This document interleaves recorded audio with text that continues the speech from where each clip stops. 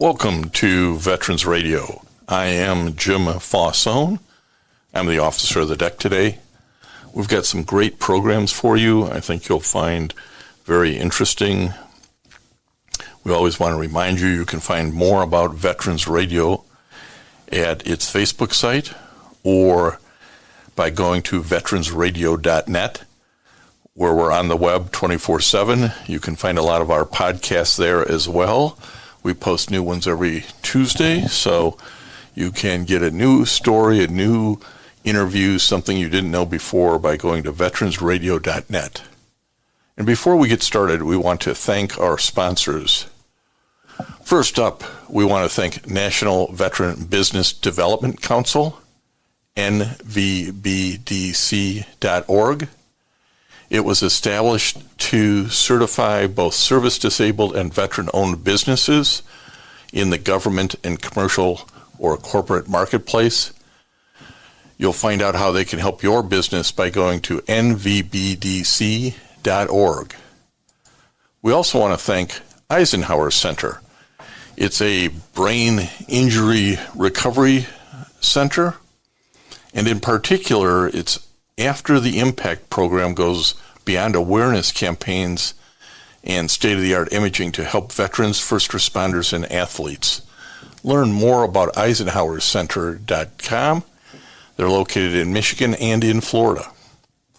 And finally, we want to thank Legal Help for Veterans.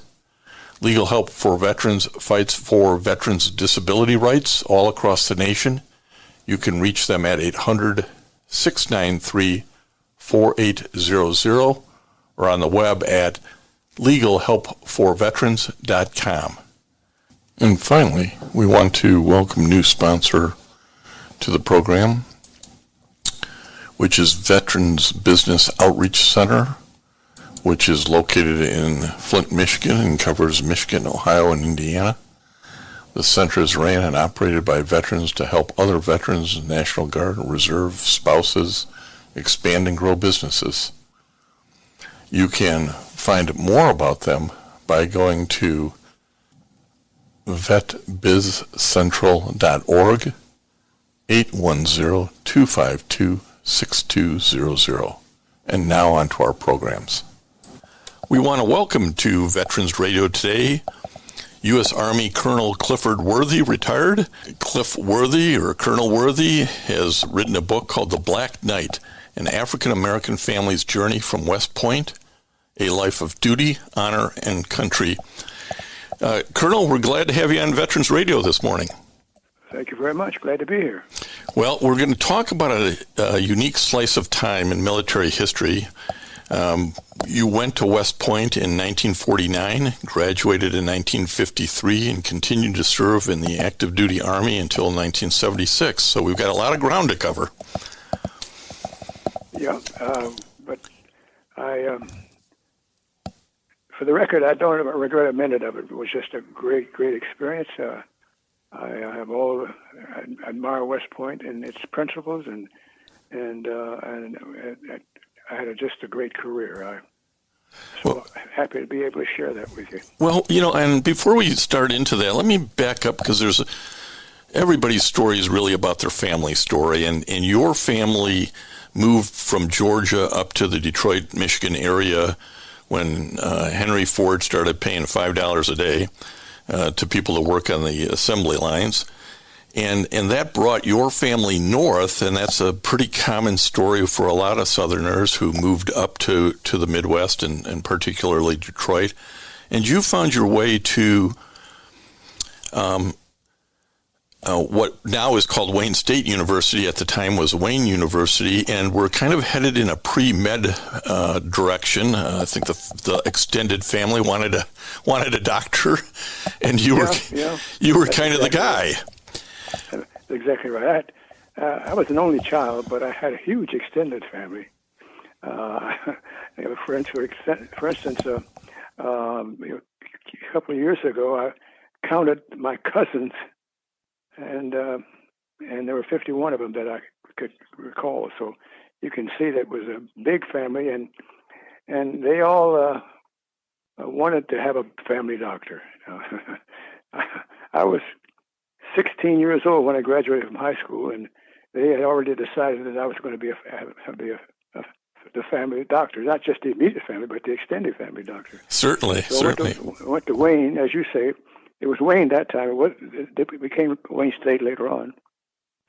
But clearly, with my family status, there was little or no chance of my ever going to med school, or maybe or getting into going.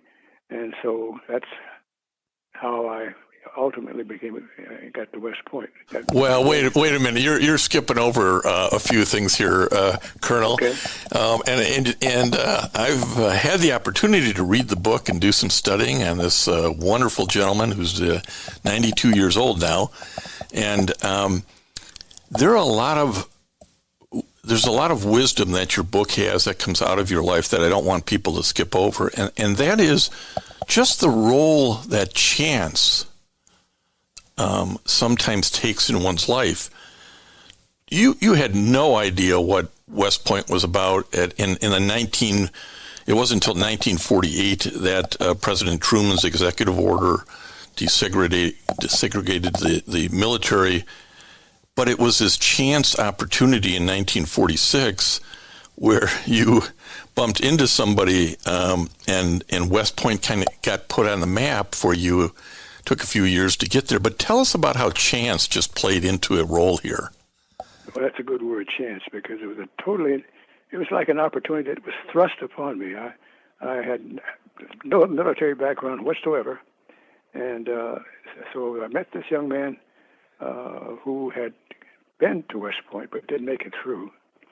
And I was at the old main building there, at the administration building at Wayne at the time. And we talked. I recognized him because he had his uniform on. And so we talked, and I told him my background. And after realizing that he was realizing that my chances of going to medical school were pretty slim, he says, "Why don't you apply for an appointment to West Point?" Well, before that second, I had never given West Point a thought. The only thing I knew about West Point was at that time the movies. There was sort of always the cadets marching as an introduction to the movie of the night. And so that was my experience, and that's how it all got started. And it takes another sort of chance meeting, but maybe chance isn't the right word, but determination. Hello? Yes. Colonel, are you there? The volume went down. Okay. Yeah, let me work on that. We'll come back and edit that out. Not a problem.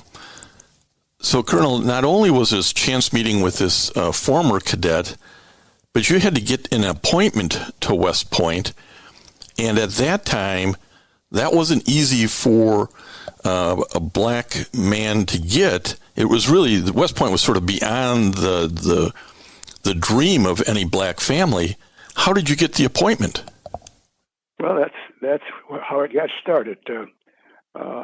Meeting this young man who had literally flunked out of West Point, and suggested I could write to my congressman, which I did, not expecting ever to hear back from the congressman. 3-cent stamp back in those days.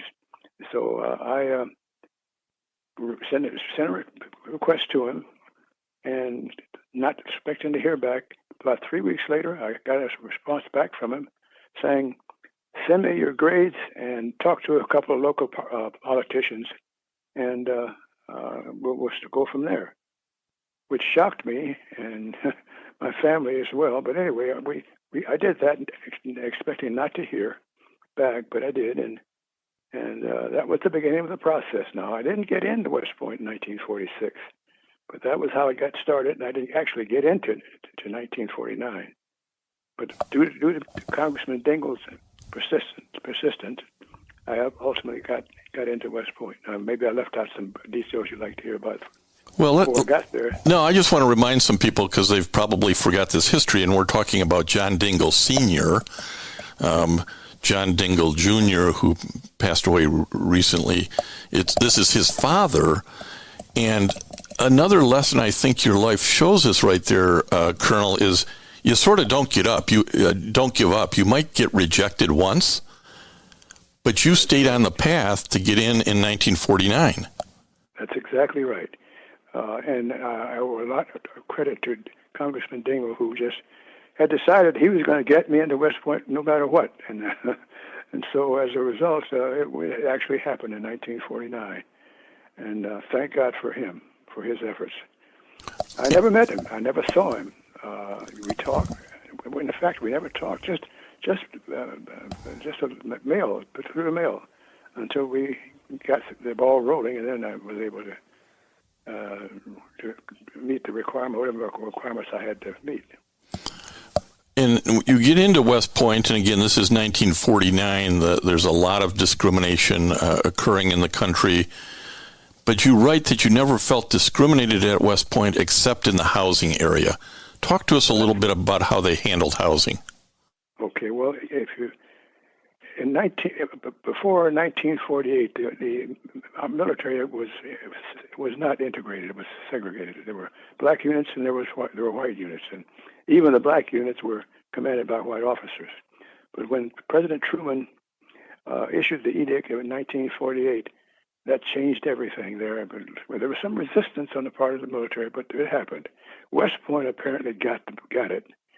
So in 1948, in 1949, I entered West Point, and as a result of that, I for 4 years, I never had any instance that I can recall, and I'm sure there's something maybe I've forgotten, where I had a problem because of my race, as black, except for, and it wasn't a problem, but that's just the way the policy was back in those days, black cadets roomed together no matter what their height was. Well, they had assigned cadets to companies based on their height for parade purposes, make sure everybody make sure it looked nice, you know. But in our case, the black cadets roomed together, and it just so happened that one of my roommates was about 4 inches shorter than the other two of us, and of course, which created some problems for him. And I won't go into the details there, but that's how it all happened. We 4 years there. People have asked me about basically the same question about what racial concerns, what was problem there with there, and I, to my memory, I don't know of one thing that I can point to. As a matter of fact, the reverse is true as far as I'm concerned. I became the captain of the squash team, and I was on the tennis team, and so I felt that I was well treated. Now I'm not so naive that I don't think that there were instances where the race thing showed up, but I just can't recall any right now. Well, and again, it may not have been to your face. It may have been behind you to the back. But I did want to talk about squash and tennis. As a kid who picked up tennis myself on the public courts around Metro Detroit, I was fascinated early to learn that you turned to tennis in high school, but it sort of it kind of followed you through life. It allowed you at West Point, because you were a racket sport guy, right? You played tennis. You had never played squash. Right. But it allowed you to fit in with a different group of people. Ultimately, you were I think I read you were the first black captain of a sports team at West Point on the squash squad. That's correct. And you played tennis kind of all over the world in some interesting places. But isn't that one of those things where it's just, you have to allow yourself to enjoy what you're doing and let that lead you in new directions? Absolutely. Just to talk a little bit more about the tennis situation, I just happened one day to walk past the tennis court, watching the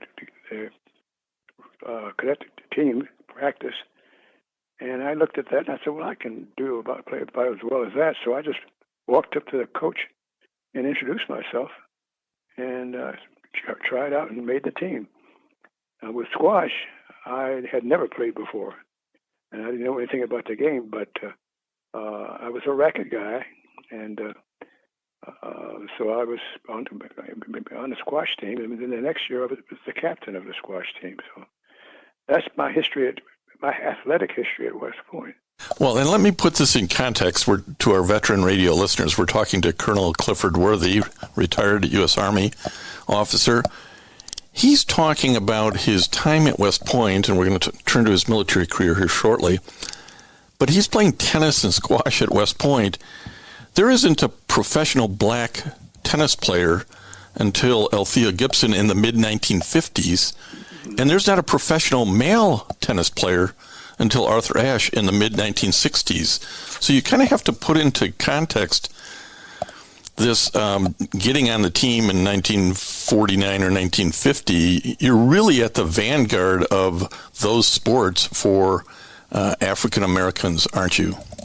Yes, that's right. As a matter of fact, after my squash time at during my squash time at West Point, I was ranked probably number 23 based on a ranking system among collegiate squash players, and so I had a very successful squash career at West Point. And of course, you mentioned the tennis part of it, but we played most of the teams that were on the Ivy League circuit, and they were all very good squash and tennis players because they were raised playing squash and tennis, and so that was quite an experience, and I think it made my time at West Point a lot more bearable. And that's true today. The military academies all encourage extracurricular activities. They encourage one or two sports for all of their cadets, in part for building collegiality, in part for making that difficult environment more tolerable. And it's interesting to see that this went, I didn't realize that was sort of a philosophy for decades and decades in front of my own awareness of it. That's true. Let me move to, I want to mention this, and I want to move to your career. I want to mention that you also had the typical West Point experience of marrying your beloved fiancée, then wife Lillian, at West Point right at the time of graduation, and had the traditional crossed swords coming out of the chapel. I mean, this was just unfathomable to probably your family back in Detroit just a few years earlier, that you would have arrived at that point. It had to be amazing to everybody. It was a major turn of events. I met Lillian the year before I entered West Point, and for the 4 years that I was there, of course, we dated, and as much as you can at being at West Point. And the day after graduation, we were married at the cadet chapel, and probably the first black couple married at the chapel with saber bearers and all of the pomp and ceremony that goes with it.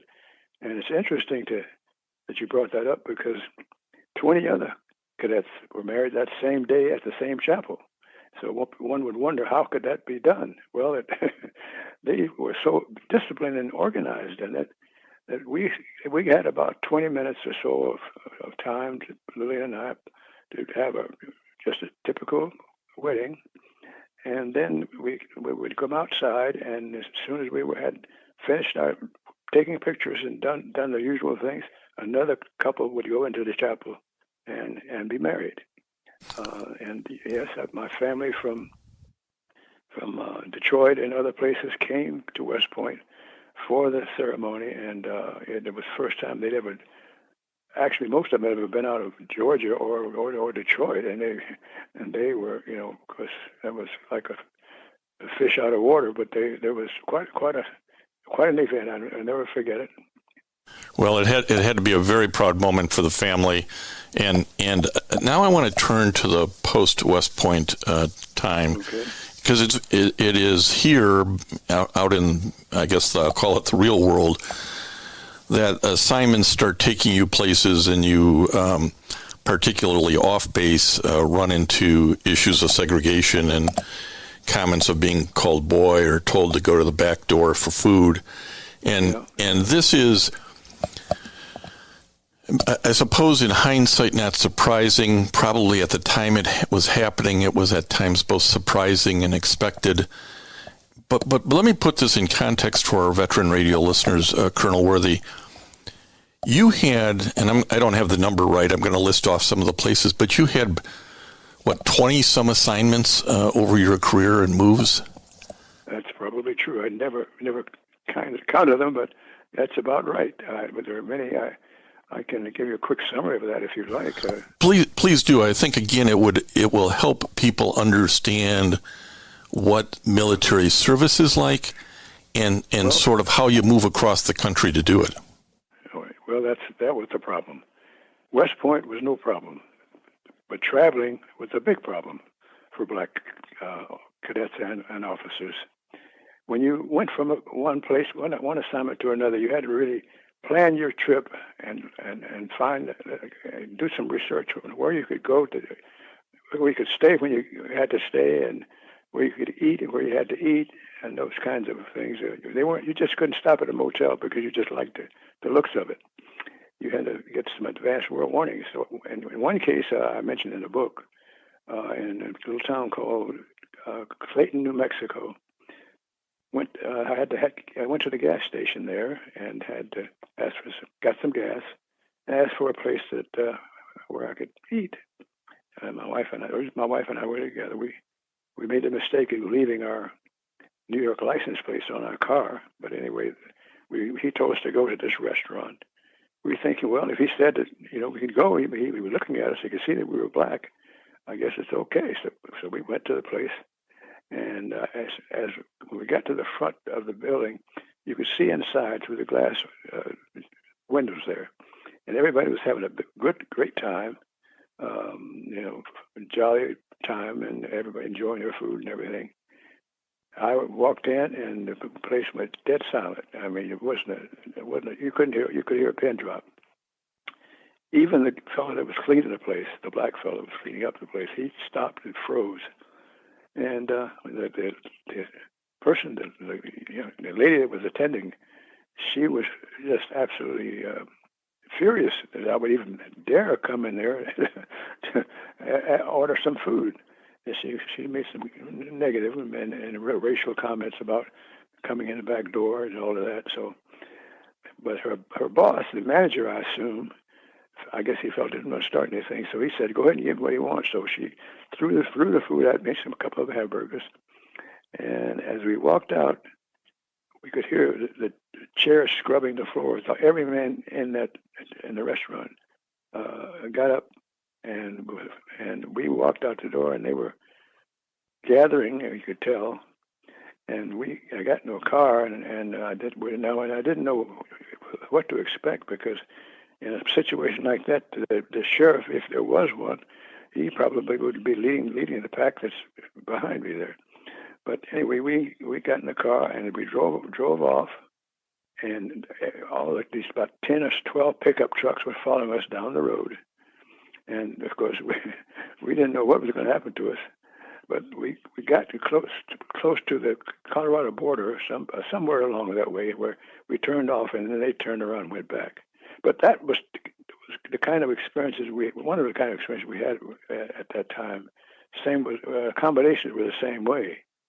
So yes, that was not very enjoyable.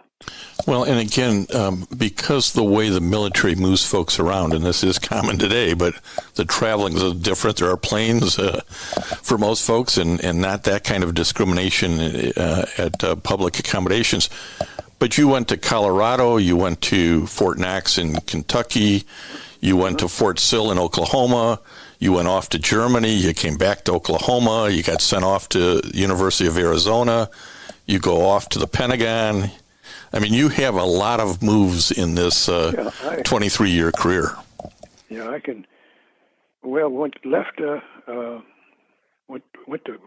camp. It was Camp Carson at that time. Was there for a while, then to Fort Knox, and then from Fort Knox I went to jump school, airborne school. Went from there to Fort Meade, Maryland, and we joined I was assigned to the 2nd Armored Cavalry Regiment, and we were ready to ship out to go to Germany.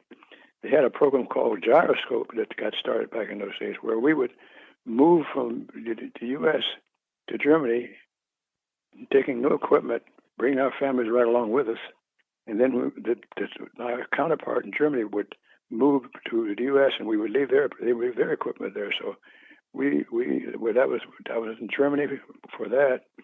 Then after Germany, I went back to Fort Sill for some more training and class.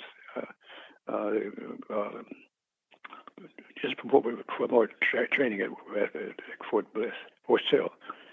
And then from Fort Sill, we went to,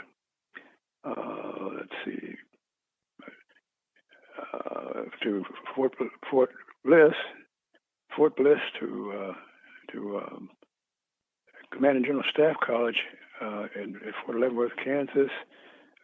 I was a major at that time. And then from there, I went to Vietnam for a year. I was promoted to lieutenant colonel along the way, and I commanded an artillery battalion in Vietnam. I left Vietnam, went to the Pentagon, and I skipped one step there. I also was sent to University of Arizona, where I got a master's degree in mechanical engineering 9 years after I graduated from West Point. And then when I got to the Pentagon, I was assigned to the Office of Chief of Research and Development. And then from there, I was assigned as one of the military assistants to the Undersecretary of the Army. But then to another school for seniors and selected, both officers and civilians, to the Industrial College of the Armed Forces. And by the way, while I was at Leavenworth, or the Command and General Staff College, one of my classmates was Colin Powell, and we were there at the same time. And so I didn't really get to know him that well because of the way they had us section off. He was in another group at the college at the same time, so we didn't see each other that much, but we were there at the same time. And then after, back to the Pentagon, but then from there's the Industrial College of the Armed Forces, where there was a school for senior officers as well as civilians, where they studied the resources and that kind of thing for other countries. And they broke us up into teams, and we would visit these countries, and that was quite an experience. And then back to Fort Sill. And at that time, I was a full colonel, and went to Fort Sill, and then because of my wife, my son, I had a special needs son, and there's a lot of history there I could bring. And I want to come back to that, but let me finish the military side first, and then we'll come back to that, because I think that deserves its own discussion. And what I wanted to point out to people is this kind of moving around is it's hard on the military member, it's hard on the family, but it's not unusual, and it's full of interesting new opportunities. And I want to back you up to Germany. Okay. You went to, when you got assigned to Germany, it gave you and the family an opportunity to travel and see Europe, and you went to Garmisch-Partenkirchen and Oberammergau, which even today are highly visited. Well, maybe not today in the pandemic world, but are highly visited sites by U.S. military. I know my wife and I went to both of them when she was over at the NATO school. It gave you a chance to go to Paris. But you have to be, again, willing to accept those kind of random opportunities that exist and really take advantage of it. And it sounded like that was your philosophy. Was that the way you went after it, Colonel? Yes, exactly. I welcome that kind of the transitioning. Going to the Industrial College of the Armed Forces was a terrific opportunity to do exactly there. I went to Africa with a team there, and we were there for 3 weeks to study resource management within those countries. And yes, while we were in Germany, we did travel around. We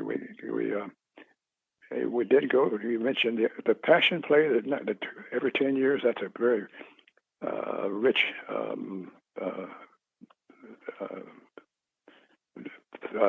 program that they have every 10 years. And we were fortunate enough to be at Oberammergau at that time. And so we got to Brussels for the World's Fair that was occurring during that rough time. But and the advantage of being in Europe at that time, at any time, is Europe is relatively small when you think in terms of ground to cover. When we measured with the United States, we could go from one end of Germany to the other in one day, as far as the travel time is concerned. So. Anyway, it was quite an experience in Germany. So a lot of stuff I could talk about Germany. Our mission was unusual and different there, but we were in the middle of the Cold War, and we had to protect the border between us and East Germany. That was our mission. So yeah, it was. There's another aspect of military life I want you to talk about, because I suspect this was somewhat surprising to your family and friends back in the States, but also I think today people worry about this as, well, if my son or daughter goes into the military, they're not going to have any friends. And your book is really replete with talking about individual, and generally couples, an Army officer and a wife at that time, and the friendships that get formed among Army wives and friends that makes these multiple moves and deployments and things bearable. But that was really strong in your experience, wasn't it, Colonel? Absolutely. It's very, very, very strong. We had lifetime friendships. Of course, we lose track of them over time, but with people that we had never met, and they for the most part, were white couples, and otherwise. And it was interesting because the experience for them was just as different than as the experience for us, and we learned a lot from each other, and we realized that yes, there's some bad apples out there in the military, and barriers of all kinds, racial barriers, but there are also some good people, and we cherished the time we spent with some of those folks. As far as in the military, that aspect of my career, one of the things about in Vietnam that I'd like to mention is assigned to I was battalion commander, and assigned to my battalion was a young doctor who just out of medical school had no military experience whatsoever, but foot soldier experience, and so it was interesting how my executive officer, how he brought him along and which brought about one of the best experiences of my career, period, and what happened in Vietnam. This young man was a doctor. He just had just all kinds of potential. He knew nothing about soldering, but my executive officer took care of that. Well, while he was there, he went out into the civilian side of things in Vietnam, and he got associated with some people that were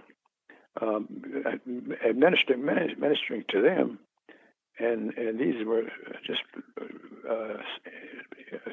innocent citizens. They were not military people, and he got involved with them, and he found out that most of them were sleeping on the floor of these tents and things like that in Vietnam, and they were coming out sick, and nobody knew what was causing it. Turns out that they were being bitten by rats, and while they were laid on the floor, and as a result, they were getting the plague. And plague had not been, not a lot of people didn't know much about the plague. But anyway, he started working with these civilians that had no medical assistance at all until we got involved. And as a result, he became not just the United States, but one of the world's experts on the plague. And and he was well known and respected, and just a terrific young man.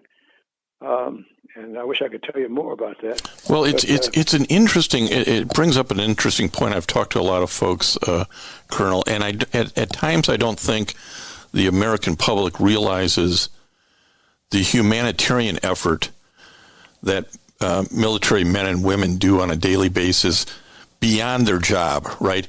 He's out helping the civilian population because of his heart, not because of an order. He's out there helping people because they need it, he can offer it, and something is calling him to do it. And I know you're a man of faith, but I think that's a great story to remind people of how the military is so involved in humanitarian efforts. It was a great experience, and with a sad ending, unfortunately. I maintained contact with him after we got back home, but just about 4 or 5 years ago, I called him and found out he had died in a car accident, and that was quite a shocking thing for me, because we had become very close and highly respected for the work that he had done, and but that occurred. The people that he was treating while he was in Vietnam, they could have been what we call the VC or the Viet Cong, but he didn't. He was able to do what he'd help them as much as he could. One of the things about I think our soldiers are the reason that I think our military is the troops are the greatest troops in the world is because they are the most resourceful troops in the world. It's not just a matter of having the best equipment always. It's just the ability to when you find an answer or fix a problem where there is no answer or problem to be fixed or could be fixed. It's just the resourcefulness of our troops, and I just thoroughly appreciate the fact that is to me the heart of our military is the fact that they are will solve problems that had nothing to do with weaponry or that sort of thing. I'm not knocking our weaponry. I'm thinking it's very fine, but what we always think about is we got great tanks and but we have great troops. We really do. Yeah. Just enjoyed the time I spent with them. So let me bring this around so we have a little time to talk about another passion of yours. The Colonel Worthy made full bird colonel in about 1974, and unfortunately, a little over a year later, his beloved wife Lillian passed away as a result of some spinal neck surgery problems, which obviously is a life-changing thing for anybody. The colonel had 3 children at that point, and had to make a decision at about the age of 47 to have his career bring him back into the Metro Detroit area, where he went to the tank command post. But he knew by going into that area, it really would end his career, his aspirations of becoming a general officer, and he retired in 1976.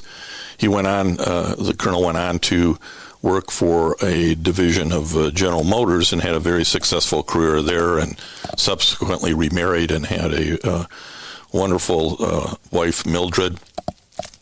But I want to move now to one of his 3 children. He had Mark, Kim, and Jennifer. The girls are very accomplished in their own right, and I'm not ignoring them, but we're going to focus on Mark because I think it tells us something about children with disabilities back in that period of time and the military treatment and the medical treatment of that. So tell us a little bit about Mark's story. Well, Mark was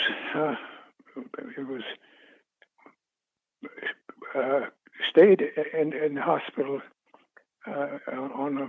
it was the equipment, I can't think of the name of it now, because there was later diagnosed as lack of oxygen that he didn't have the oxygen content that he should have had, which was basically the cause of his becoming a special needs youngster. We at that time there were not the kind of service that he needed available very much, but it was rare to go to a place anywhere and find really help for kids, children like that. They were marginalized, and we just had, in addition to my military duties, we always had to think in terms of how it would affect Mark and what we had to do about his situation. And there's a lot of story to be told about that. But anyway, we everywhere we went, and we went to Johns Hopkins and Walter Reed. We were even in Heidelberg, Germany, which had a reputation for having great medical service. We went there to try to get help for him. It turns out we didn't really, but just pointing out the issues we had to deal with in addition to our normal expected military function. My wife, I think part of the reason she became ill is I think part of it is concern about him and my wife that died. So it makes a big difference in managing your career when you've got a special needs child, particularly back in those days. Yeah, I suppose it's better now, but it certainly wasn't very good at that time. Well, and I think he turned out to be. I think the story, and I want to have folks go by the Black Knight, an African-American family's journey from West Point, A Life of Duty, Honor, and Country by Clifford Worthy. The book really talks a lot about those experiences and the difficulties they caused in the family, because nobody ever knows if they're doing the right thing. I mean, I think that's what really grinds you down. You don't know if you're doing the right thing. But Mark ultimately found a good spot. You were able to find a good spot for him. And I think I wrote down that he lived till he was 59. Mm-hmm. So you wonder whether or not you did the right thing, and you can look back and say, well, no, he had a good life for what was in front of him, and he lived a long life for what was in front of him. That must give you some consolation. No, it did. It did. And as you point out, the last few years of his life, he got good care. We weren't able to keep him at home, but we found a great. So we got involved with a great service, and from Michigan that was offered by Macomb County in Michigan, and he was there in a group home there until he passed. And he was just a wonderful and young man who was a benefit not just for us. It was he was beneficial to the folks that he was with for a number of years. He was I can't in just a few minutes justify the impact that he had on other people's lives. As a matter of fact, there was a group of middle-aged men who called themselves the Over the Hill Bunch. They played softball in Romeo, Michigan. There was a recreation center. They had that going for them. Mark would go there and watch them play, and they got very much attached to Mark. And Mark became like a whatever the word it would be. Anyway, they loved him and they cared for him. And when Mark died at the funeral, we had the service. And in the middle of the service, three gentlemen got up and stood up and introduced themselves. And they came without my knowledge, but they came, and I knew who they were once they stood up. And they came and they gave a wonderful testimony about their relationship with Mark.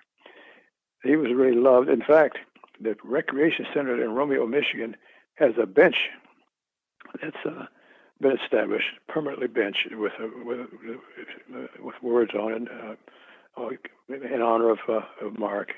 And the home where he stayed, they planted a tree in the backyard of the house, so you can see the impact that he had on people. Period. And it's. But you have in the book a photo of Mark with the Over the Hill bunch posing for a team photo, and he's sort of an honorary member of the team, and he's a tall guy, he's a big guy. He's in the back row, and he's giving a military salute. And it just, to me, that sort of brought home full circle, if you will, some of those experiences that he had with you all over the world, whether you were teaching it or not. But for him, giving that military salute was an honorable act. Well, there's nothing that Mark would rather have done with his life than to be in the military. He was so enamored with the military that he wanted to go to the local recruiting station and sign up. Well, he was not anywhere near mentally equipped to, or even physically equipped to be in the military. But the house where he was staying, they made some arrangement with the recruiting station to take Mark there, and he was taken there and thinking that he was being considered for enlistment in the Army, but of course he wasn't. But they said, well, the recruiting sergeant said, well, when we have an opening, that's what they told him. We have an opening, we'll let you know. So he believed that, and it reminds all of us to find the joy in life where it is, right? Yeah, that's exactly don't right. Don't keep putting the joy off. Find the joy now. And I think, again, when I read the book, there were moments in it when you're recounting family stories where you just go, that joy is coming out. And this is when you should really seize that joy. Now, we didn't have a chance to, I'm going to wrap this up. I've kept you longer than I said I was going to, but I had a lot I wanted to talk to you about. You are a man of faith, and you talk about it from right at the time of West Point to devotional services over in Vietnam and through the rest of life. And I suspect that also has not only made your military career, but your family challenges and everything in life is kind of tied together with that, isn't it? Yes, absolutely. And so thank you that you would consider my experience as a part of your program. And I want to say that what you're doing is important too, because I'm sure there are a lot of veterans that need legal assistance and whatever else you do, that having been close to troops and love troops as much as I do, I know how much that would be appreciated, how it's needed, much like the kind of services my son needed. When you couldn't get it otherwise. So thank you very much. I appreciate it. Thank you, Colonel Worthy. We're glad you were able to spend so much time with us here on Veterans Radio today, and we are honored to talk to men like you who served before us, and we are honored to assist veterans with their legal disability claims all around the country. So thank you for your time today. Thank you. And I want to thank everybody for listening to Veterans Radio today. I am Jim Faussone.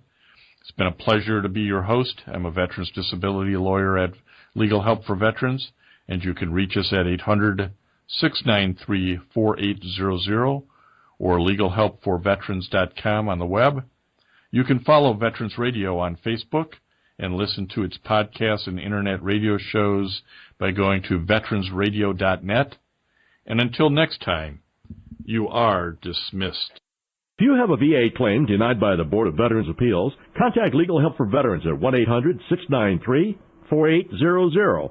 They're experts in handling cases before the U.S. Court of Appeals for Veterans Claims. Their number again, 1-800-693-4800. Veterans Radio needs you. If you like our shows that are informative, surprising stories, and relevant information on what's happening at the VA and the military, we'd like your support. Individual support of $5 to $50 a month or corporate sponsorship of $1,000 to $10,000 would be welcomed. You can go to veteransradio.net, click on the sponsorship or support tab, pay online, and keep Veterans Radio on the air.